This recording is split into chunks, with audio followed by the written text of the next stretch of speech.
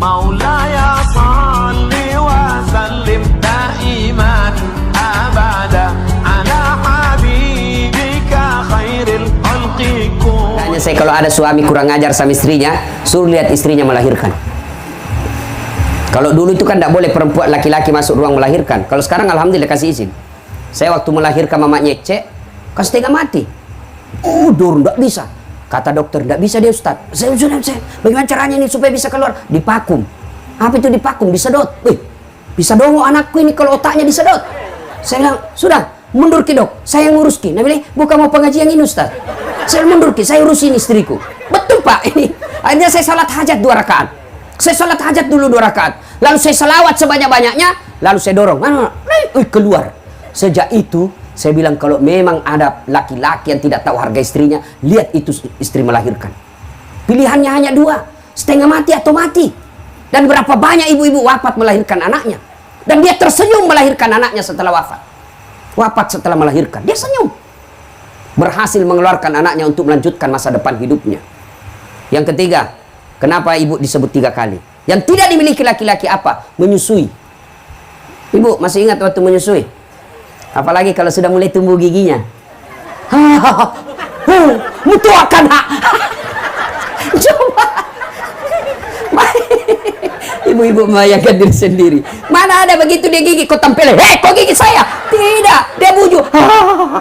Lepas kau nak. Tuh, siang anak-anak. Malam. Coba. Makanya demi Allah tidak akan kalian dapat sorga kalau kalian durhaka sama orang tua. Bahkan Nabi jelaskan, jangankan masuk sorga, baunya sorga kau tidak dapat. Padahal baunya sorga kita bisa cium 70 tahun perjalanan. Coba. Makanya hikmah pertama pulang pengajian, muliakan orang tua. Ustadz, orang tua saya dari kecil dia tidak urus saya, nenekku yang urus kak, tidak ada urusan dosanya bapakmu kepada Allah. Urusanmu muliakan orang tua. Nah, bagi anaknya almarhum. Almarhum ini yang sudah meninggal. Bagaimana cara berbuat baik Ustadz? Bapak saya sudah meninggal. 1, doakan. Bagaimana doakan orang meninggal? Minimal, dengar baik-baik. Anak-anaknya ini almarhum, ahli warisnya. Doa tidak harus bahasa Arab. Doa tidak harus yang ada dalam Quran dan Sunnah, yang dalam buku-buku doa. Tidak. Apa yang kita doakan orang yang sudah meninggal? Ya Allah, ampuni dosa orang tuaku. Itu yang pertama. 2, terima amal ibadahnya. Ada amal tidak diterima? Ada. Amal apa? Amal pilkada. Bagi-bagi jilbab, bagi-bagi sarung, bagi baju-baju seragam, karena mau dicoblos, demi Allah tidak ada pahalanya di akhirat. Ya Allah, mana pahalaku? Saya bagi-bagi sembako, habis uangku 2 miliar. Nabi bilang malaikat, bohong tuh ang. Dia itu bagi-bagi sembako karena mau dicoblos. Maka, ya Allah, mana pahalaku? Saya umrahkan orang 50 ketika pilkada. Bohong, dia mau dicoblos. Allah kata, sudah, kan sudah mau dicoblos. Tidak ada pahalamu sekarang. Maka kalau ada kelakuan begitu orang almarhum, kita doakan. Ya Allah, terima amal ibadahnya. Yang ketiga, lapangkan alam kuburnya.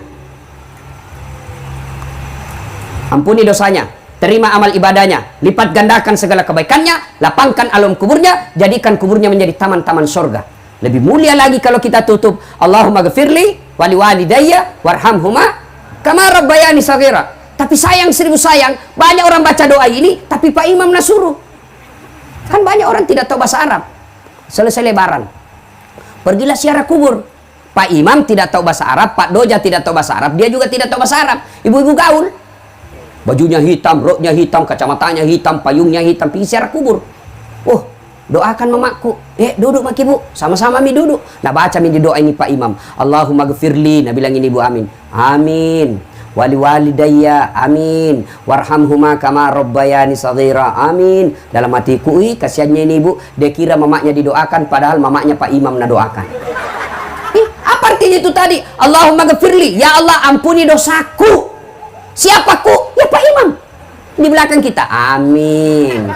Wali walidayya, kedua orang tuaku. Orang tuanya Pak Imam. Sudah dikasih pisang, dikasih amplop, suruh doa ke mama, tak mamaknya doakan. Coba ini yang banyak. Maka berdoa tidak harus pakai bahasa Arab. Selesai sholat Bapak Ibu, ini anak-anaknya almarhum. Selesai sholat, baca doa. Sampaikan minimal Al-Fatihah. Bagaimana caranya? Ila hadratin Nabi Mustafa Muhammad sallallahu alaihi wasallam summa hususil ruhil almarhum Haji Muallim Pabinru. Al-Fatihah. Baca Al-Fatihah. Sudah itu, ya Allah, ampuni dosa orang tuaku, terima amalnya, lipat gandakan segala kebaikannya, lapangkan alam kuburnya, lalu tutup dengan doa Allahumma ghfirli wali walidayya warhamhuma kama rabbayani shaghira. Amin ya rabbal alamin. Ustaz, kenapa orang kalau doa sudah begini selesai begini? Nah, itu tambah-tambah gitu. Boleh juga tidak begini, boleh. Apalagi sekarang corona. Nah, dianjurkan jangan pegang muka. Kenapa paling begini, Ustaz? Cuma kebiasaan. Kenapa na muka? Karena lebih nyambung. Masa Bapak amin ya rabbal alamin? Nah, itu lebih tidak nyambung lagi. Ya, nah, doakan. Yang kedua, dengar baik-baik. Ini ahli warisnya almarhum. Yang kedua, kalau sudah meninggal bagaimana cara berbuat baiknya, Ustaz? Kunjungi karib kerabatnya, anak-anaknya almarhum. Setelah menuntut ilmu, lalu ditugaskan keluar daerah dan menetap di daerah tugasnya. Jangan sampai kelupakan keluarga yang ada di Sopeng. Datangi saudaranya bapak, datangi nenek, mungkin itu kita datangi. Begitu cara berbuat baiknya kepada orang tua yang sudah meninggal. Yang ketiga, bersedekah atas nama keluarga. Misal almarhum, ada bajunya, ada dasinya, ada sarungnya, ada sepatunya, tinggal aja di rumah tidak ada yang pakai. Lebih baik kasih orang supaya dipakai. Selama dipakai itu barang, itu almarhum dapat kiriman pahala. Dan barang itu kasih berdasarkan profesinya orang. Misalnya almarhum punya dasi bagus, dasi kupu-kupu, jangan kasih Pak Doja. Nggak cocok. Kapan dipakai Pak Imam itu dasi kupu-kupu? Dia pakai Pak Imam dasi kupu-kupu, satu kampung heboh. Wih, jatuh cinta Pak Imam. Nah, lalu kalau dasi kupu-kupu, siapa kita kasih? Kasih cucunya yang lagi kuliah. Itu cocok. Sarung, nah kasih Pak Imam. Cocok itu, dia tiap hari dia pakai. Songkok, baju gamis, kasih Ustadz, tiap hari dia pakai. Kasih polisi, dia pakai. Paling lebaran dia pakai. Ini namanya yang kita lihat yang produktif, sedekah. Nah, ibu bapak, saudara-saudara sekalian, ini cara berbuat baik kepada orang yang sudah meninggal. 1, doa. 2, mengunjungi karib kerabatnya. 3, bersedekah atas nama orang tua. Misal lagi, musyawarah saudara-saudaranya. Ini ada sawahnya bapak, alhamdulillah karena ada di semua rumah tak. Meskipun ini ahli waris, kita yang berhak 4 bersaudara. Tapi bagaimana kalau ini tanahnya bapak ini kita jual, bangunkan masjid, insya Allah selama masjid itu dipakai, almarhum dapat kiriman pahala. Jangan sampai terjadi yang pernah saya alami. Ada orang sakaratil maut, dipanggillah saya dia mengaji. Datanglah saya mengaji. Begitu saya baca ngaji, weh, anaknya musyawarah di ruang tamu. Musyawarah anaknya di ruang tamu. Apa dia bahas? Bicara kakaknya, saudara-saudara sekalian, ini bapak sebentar lagi meninggal dunia, meninggalkan kita. Supaya tidak ada keributan-keributan, maka mulai hari ini perjelas siapa yang ngambil sawahnya bapak di kampung. Weh, saya dengar, saya bilang, wah, keluarga apa ini? Saya keluar, saya bilang, Pak, bapak masa bapakmu sakaratil maut kok sibuk di sini? Saya ini orang lain. Saya keluar, saya pergi. Siapa yang gagal? Siapa? Orang tuanya gagal mendidik anaknya. Maka ibu-ibu, sebelum segalanya terlambat, didik anak. Nggak usah bangga anak kita tinggi sekolahnya, sampai ke jenderal, sampai direktur, sampai anggota DPR, kepala dinas, kalau dia tidak ada manfaat buat orang tua. Nggak ada. Kan biasanya ini kita kasih senang orang. Itawa, anaknya yang pertama kepala dinas. Itawa, anggota DPR anaknya. Itawa, kontraktor. Baru nggak ada pernah lihat bapaknya. Plek, beleng-beleng. Apa itu anakmu kontraktor, anggota DPR, kepala dinas, kalau nggak pernah kau dilihat? Yang hebat tuh, Itawa. Anaknya kasihan, pegawai honor, tapi tiap minggu itu ada datang bawakan pisang bapaknya. Itu meskipun dia pegawai honor, ada manfaat. Siapa yang salah kalau anak kita tidak baik agamanya? Orang tuanya. Tidak ada orang lahir langsung jadi preman. Tidak ada orang lahir langsung jadi pengedar narkoba. Tidak. Kata Nabi, anak itu dilahirkan dalam kanan fitrah. Ibu bapaknya membuat dia majusi, nasara, ataupun Yahudi. Maka ibu, tidak usah cemas kalau anak tak cuma pegawai honor. Tidak usah cemas kalau dia daftar tentara tidak lulus. Tidak usah malu kalau anak daftar pegawai negeri tidak berhasil. Tapi malulah ketika anak kita sudah balik, sudah sarjana tidak tahu sholat di masjid. Malu itu. Nah, orang tua sekarang kan bangga sekali kalau pintar bahasa Inggris anaknya. Itahu astas, jauh sepupuku yang orang Sopeng. Jagona tahu. Kenapa masih SD pintar nih bahasa Inggris anaknya? Apa jagona itu, Bu? Tahu masih SD. Banyak itu yang bisa begitu. Masa banyak Ustaz? Pergi makin di Inggris. Tuh anak-anak di Inggris masih kecil pintar bahasa Inggris semua. Apalagi zaman sekarang, nggak perlu orang jago bahasa Inggris. Saya pergi Itali, tahu Itali? Tahu Itali, ceramah Kak di Roma, tahu Itali? Tahu Ibu? Itu batu-batu lurus belok kiri. Saya kan nggak tahu pakai bahasa Itali, nyasar Kak malam-malam. Mau Kak cari rumah makan halal, nyasar. Mau tanya orang nggak tahu bahasa Itali.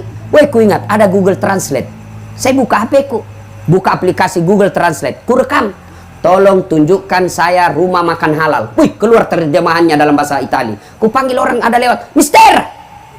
Hirantong ini orang ditanya Mister. Mister. Datang. Selesai. Apa enggak penting? Bahasa Inggris. Memangnya kalau ibu nanti meninggal, anaknya pakai bahasa Inggris berdoa? Ibu. Oh my God, please help me my mother. Talekang.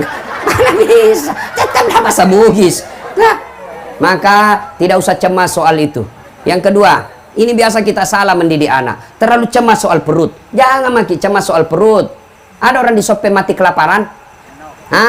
Ada orang Sopeng mati kelaparan anaknya? Kita tidak mungkin orang Indonesia ada orang kelaparan anak kita di samping. Tidak mungkin. Kita punya tepo seliro. Kita punya tenggang rasa. Kita punya orang Bugis pace, siri. Malu kita kalau tetangga kita kelaparan. Tidak ada. Tapi yang mati gara-gara narkoba anaknya banyak, bahkan bisa jadi puluhan. Mati karena tawuran banyak. Itu berarti bukan soal perut yang ibu cemaskan, tapi apa? Mendidik anak. Ibu-ibu, Bu, tahu cicak? Tahu cicak? Apa namakan itu cicak? Masuk akal? Enggak, satu di dinding, satu terbang. Di dinding itu nyamuk, satu terbang. Di mana ketemu? Nanda ada terminalnya. Iya toh. Tapi Allah Maha Kaya.